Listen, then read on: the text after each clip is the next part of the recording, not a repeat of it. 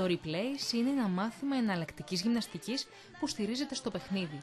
Και όταν λέμε παιχνίδι, το εννοούμε με όλη τη σημασία της λέξης. Με αυτόν τον τρόπο εκγύμνασης αποκλείεται να βαρεθούμε, αφού αποτελείται από 3.000 διαφορετικά παιχνίδια. Παιχνίδια όπως μαξιλαροπόλεμο, αγώνες δρόμου καθισμένοι σε μαξιλάρια, παιχνίδια με πολύχρωμες μπάλες, κορδέλες και μπαλόνια.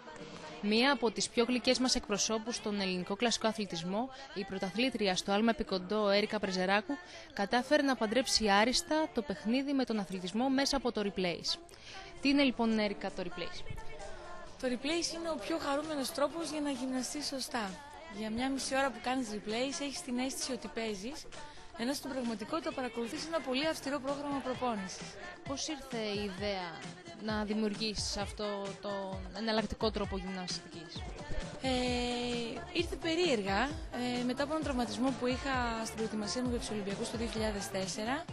Ξεκίνησα να κάνω αυτή τη μελέτη, ψάχνοντας να βρω τι είναι αυτό που πραγματικά θα μπορούσε να κάνει κάποιος προκειμένου να έχει ένα αποτέλεσμα αλλά να περνάει καλά. Σκέφτηκα λοιπόν ότι το μοναδικό πράγμα που δεν βαριόμαστε ποτέ είναι να παίζουμε, να γελάμε και να περνάμε καλά.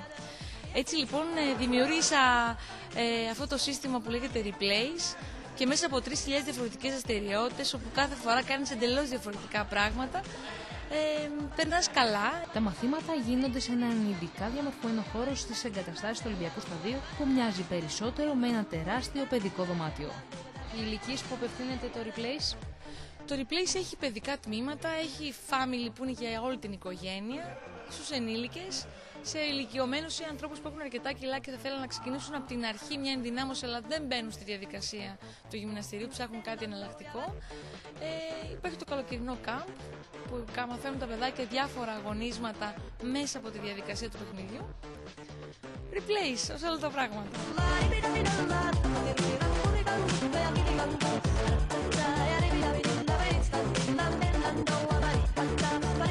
Πώς θα σας φαινόταν αν αντί για εντατική γυμναστική με βάρη, παίζατε μαξιλαροπόλεμο για να γυμνάσετε το σώμα σας? Νομίζω ότι ο κόσμος, όπως και εγώ δηλαδή, βαριέμαι το γυμναστήριο.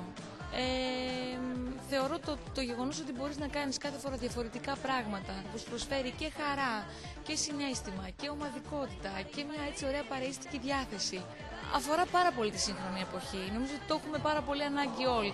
Ίσως και γι' αυτό και έχει και τόσο έτσι φανατικό κοινό. Θα έλεγα ότι τα μέλη του replays είναι μουζαχεντίν, είναι φανατικό κοινό. Για να αναρωτιέστε αν με αυτόν τον τρόπο θα καταφέρετε να χάσετε κιλά και να φτιάξετε ένα καλύγραμμο σώμα, μόνο μία δοκιμή θα μπορεί να σας πείσει. Το replays χωρίζεται σε 5 ενότητες. Έχει το χαλάρωμα στην αρχή, όπου μπαίνουμε και χαλαρώνουμε λίγο από όλο αυτό της καθημερινότητας. Έχει το κομμάτι της άσκησης, που είναι ο κύριος κορμός, το κύριος θέμα του replays, όπου κάνουμε πάρα πολύ προπόνηση, αλλά μέσα από δραστηριότητες παιχνιδιού.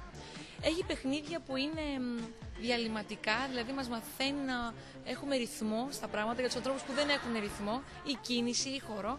Και έχει πολλά δημιουργικά, δηλαδή μπορεί να κάνουμε γυμναστική ενώ ζωγραφίζουμε, ενώ κάνουμε διάφορα πράγματα. Στο τελείωμα, μια και στο replays είμαστε 5 χρονών παιδιά, πάντα τελειώνουμε με ένα παραμύθι. Σβήνουν τα φώτα, παίρνουμε τις κουβερτούλες μας και τους διαβάζω ένα παραμύθι ακριβώς όπως θα κάναμε σε ένα 5χρονο που έχει παίξει και έχει έρθει η ώρα για να χαλαρώσει. Αν τα πρέπει της ενήλικης καθημερινότητάς σας έχουν κουράσει και θέλετε να αποδράσετε στα παιδικά σας χρόνια, το μόνο που χρειάζεται είναι να αφιερώσετε λίγο χρόνο στον εαυτό σας και να φορέσετε τα αθλητικά σας. Μετά σίγουρα θα είστε χαλαροί, ήρεμοι, αλλά και γυμνασμένοι.